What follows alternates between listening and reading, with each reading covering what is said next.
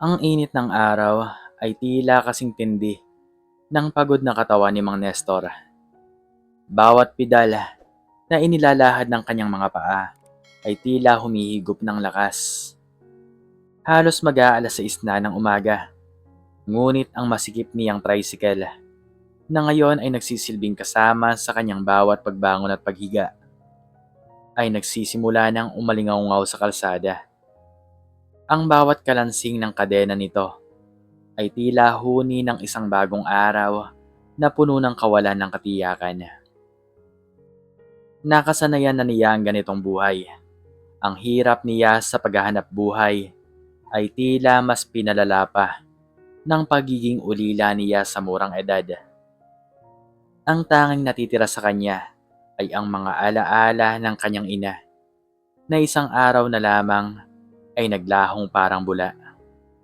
Dala ang mga pangarap na hindi naganap. Ang kanyang ama naman ay hindi niya nakilala. Isang blangkong espasyo sa kanyang kasaysayan. Kaya naman, mag-isa siyang lumaki. Pinagtagpi-tagpi ang mga mumo ng pagkakataon upang makabuo ng isang buhay. Kahit pa ito ay kinukulayan ng kahirapan. Sa kabila ng kanyang sariling paghihirap, may isang bagay na nagbibigay sa kanya ng kakaibang saya, ang makatulong.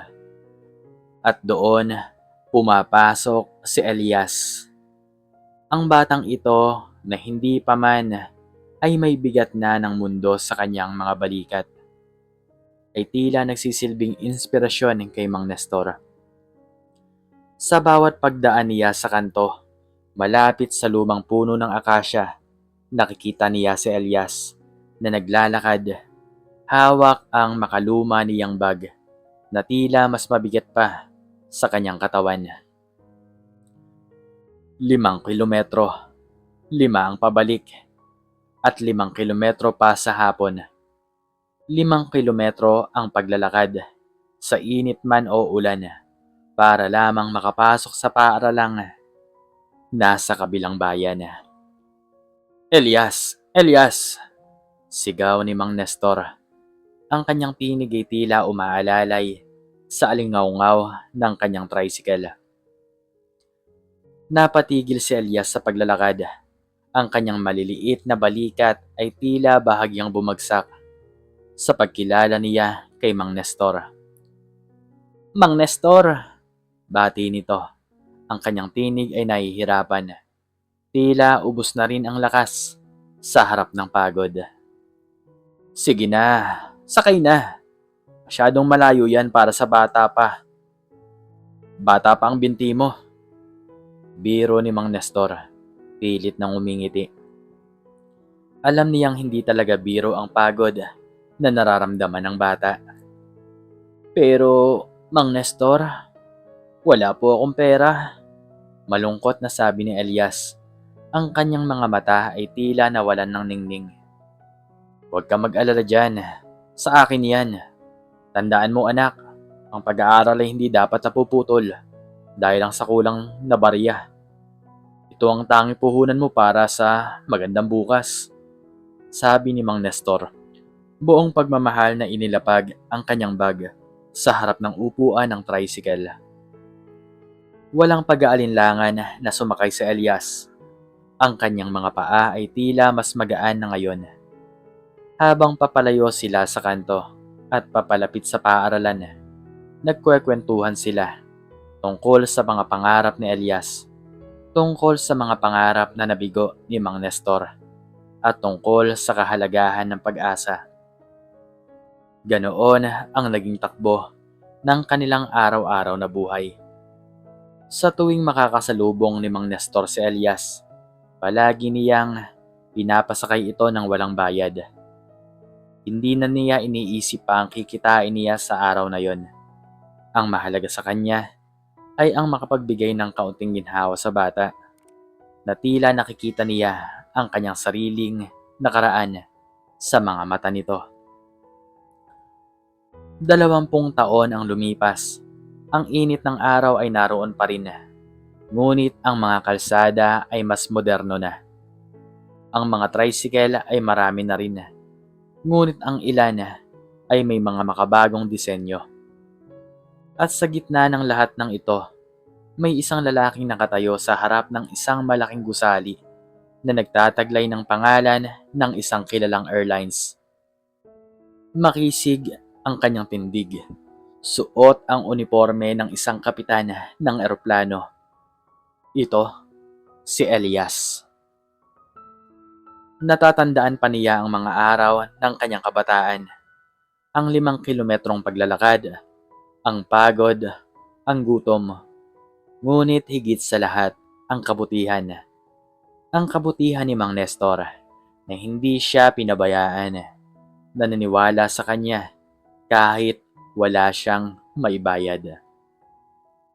Ngayon, si Elias ay isang matagumpay na piloto. Ang kanyang mga pangarap ay naabot. Ang kanyang mga pangarap ay natupad. Ngunit hindi niya kailanman kinalimutan ang pinanggalingan niya. Ang mga alaala ng kahirapan at higit sa lahat, ang alaala ng nag-iisang taong nagpakita sa kanya ng tunay na kabutihan. Isang araw, habang nagpapahinga sa kanyang bakasyon, napagpasyahan niyang bisitahin ang kanilang dating bayan. Nais niyang hanapin si Mang Nestor. Nais niyang magpasalamat sa kanyang pinakamalaking taga-suporta. Hinahanap niya ang dating kanto, ang lumang puno ng akasya. Ngunit ang puno ay wala na. Napalitan ng isang modernong istruktura. Ang mga bahay ay mas maliwanag na. Ang kalsada ay mas makinis. Ngunit ang kanyang puso, nanatili ang imahe ng dati. Sinimulan niya ang pagtatanong. Mang Nestor po, baka kilala niyo po? Si Mang Nestor, na dating tricycle driver po. Marami ang nakakakilala kay Mang Nestor. Oo, si Mang Nestor. Kilala namin yon. Mabait yun eh. Pero matagal na siyang may sakit, anak. Di na halos makalabas ng bahay. Nabalitaan niya kung saan nakatira si Mang Nestor. Isang maliit na kubo sa dulo ng bayan. Dinala niya ang kanyang sasakyan. Isang marangyang sasakyan na hindi pa nakikita sa kanilang lugar noon. Pagdating niya sa kubo, nakita niya si Mang Nestor. Luma na ang mga braso nito. At ang kanyang mga kamay ay namimilipit na sa sakit. Ang kanyang mukha ay guhit-guhit na ng panahon at pagod. Tila bahagya na itong nabubuhay sa pamamagitan lamang ng alaala. Mang Nestor? Mahinang tawag ni Elias. Ang kanyang tinig ay puno ng emosyon. Tumingala si Mang Nestor. Ang kanyang mga mata, na tila nawalan na ng liwanag dati, ay bahagyang nagningning nang makita niya si Elias. Nakilala niya ito. Hindi agad. Ngunit sa pagmamasid, sa boses, sa tindig, nakilala niya ang batang minsan niyang inalagaan. Elias, ikaw ba yan? Sambit ni Mang Nestor. Ang kanyang tinig ay nanginginig. Niyakap ni Elias si Mang Nestor, buong pagmamahal. Ako po, Mang Nestor. Ako nga po.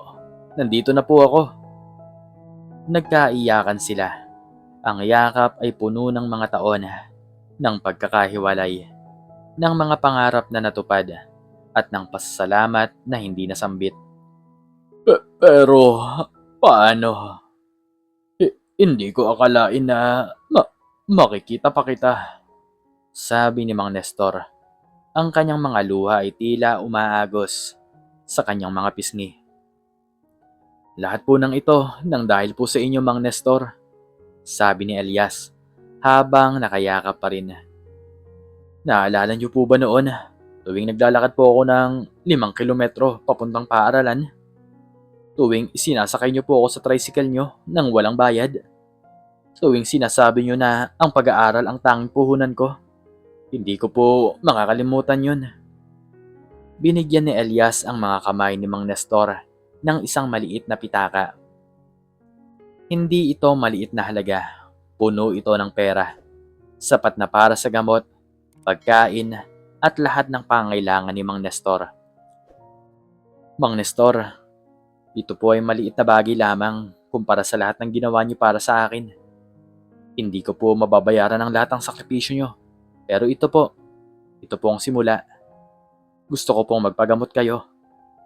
Gusto ko po kayong maalagaan ng maayos. Gusto ko pong mabawi niyo ang lahat ng nawala sa inyo. Hindi makapaniwala si Mang Nestor. Ang mga mata niya ay nakatitig sa pera sa kanyang mga kamay. Ang kanyang puso ay tila pumipintig ng mas malakas kay Sarati. Ito ang kabutihan na kanyang ibinigay, na ngayon ay ibinabalik sa kanya ng higit pa. Sa sumunod na mga araw, hindi iniwan ni Elias si Mang Nestor. Dilipat niya ito sa isang magandang ospital. Kinuha ang pinakamahuhusay na doktor para alagaan ito. Binigyan niya ito ng magandang silid kung saan tahimik, malinis at puno ng liwanag. Palagi siyang bumibisita, kwinekwentuhan at pinapakalma. Mang Nestor, naalala niyo po ba yung unang beses na nagdala kayo ng baon para sa akin? Isang tinapay lang po yun na hinati niyo sa dalawa. Sa pagitan po natin, pinaghati natin. Akala ko po noon, ang sarap ng tinapay na yon. Pero ngayon, alam ko na po, mas masarap po pala ang kabutihan, sabi ni Elias habang hawak ang kamay ni Mang Nestor. Ipinakilala niya ang kasamahan niya sa airlines, mga piloto, mga flight attendants. Lahat sila ay humanga sa kwento ni Elias at sa kabutihan ni Mang Nestor. Naging inspirasyon din sila sa pagkakaisa. Alam niyo po Mang Nestor, patuloy ni Elias, noong piloto pa lamang po ako, pangarap ko pong lumipad ng kasing taas ng mga bituin.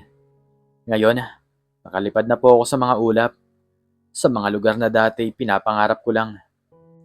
Pero, hindi po kasing taas ng pagtingala ko po sa inyo. Naramdaman ni Mang Nestor ang init ng kanyang mga mata. Ito ay hindi luha ng lungkot, kundi luha ng kagalakan at pasasalamat. Ang kanyang buhay na tila malapit na sa katapusan ay nabigyan ng bagong liwanag. Elias, anak, hindi ko akalain, sabi ni Mang Nestor. Ang kanyang tinig ay malambing na. Ang tanging nais ko lang noon ay makatulong sa isang batang nangangailangan. Hindi ko inaasahan na ang simpleng kaputihan na yon ay magiging ganito kalaki. Hindi po yun simple, Mang Nestor. Yun po ang tunay na pagmamahal at malasakit. Ang kabutihan po na tulad noon, hindi nawawala. Bumabalik pa nga yan minsan, sa parang hindi nyo inaasahan. Sagot ni Elias, ang kanyang ngiti ay sumisinag. Sa loob ng ilang buwan, unti-unting gumaling si Mang Nestor. Ang kanyang mga mata ay nagkaroon na ng dating ningning. Ang kanyang mga balikat ay hindi na kasing bagsak. Ang kanyang paglalakad, habang may bahagyang pag-aalangan pa rin, ay mas maayos na ngayon. Isang araw dinala ni Elias si Mang Nestor sa isang malaking pagdiriwang para sa mga piloto. Pinakilala niya ito sa lahat. Sila po ang aking inspirasyon, sabi ni Elias, habang itinuturo si Mang Nestor. Lahat ng aking natamong tagumpay at lahat ng kabutihan na ipapamahagi ko ay nagsimula sa kanya. Nakatayo si Mang Nestor sa tabi ni Elias. Ang kanyang balbas ay bahagyang puti na, ngunit ang kanyang mukha ay puno ng katuwiran at dangal. Nakatulong siya sa isang bata na naglalakad ng 5 kilometro, at ang batang yon, paglipas ng 20 taon, ay hindi lang bumalik, kundi nagbalik ng higit pa sa inaasahan. Hindi lamang sa material na bagay, kundi sa pagmamahal, pag-asa, at isang buhay na naibalik. Ang kwento ni Elias at Mang Nestor ay naging alamat sa kanilang lugar. Isang paalala na ang kabutihan, gaano man kaliit, ay hindi nawawala. At ang mga taong nagbibigay nito kahit sa gitna ng kahirapan ay may malaking puso na hahantong sa mga pangarap na hindi inaasahan. At sa bawat pag-angat ng eroplano sa himpapawid, tila may isang tinig na bumubulong na nagsasabing, "Salamat Mang Nestor." At sa bawat pagpapara ng tricycle sa kalsada, may isang matandang umingiti na nagsasabing, "Salamat Elias." Ang iyong paglalakbay ay hindi lang sa himpapawid, kundi sa puso ko rin. Ikaw, ano ang natutunan mo sa istoryang ito? Makiki-comment naman sa baba kung ano ang iyong natutunan. At hanggang dito na lamang po nagtatapos ang istorya at sana po ay nagustuhan nyo to. Please like, share, and subscribe and click the notification bell para palagi po kayong updated sa mga bago ko pang istorya. Muli ay maraming salamat po at God bless us all.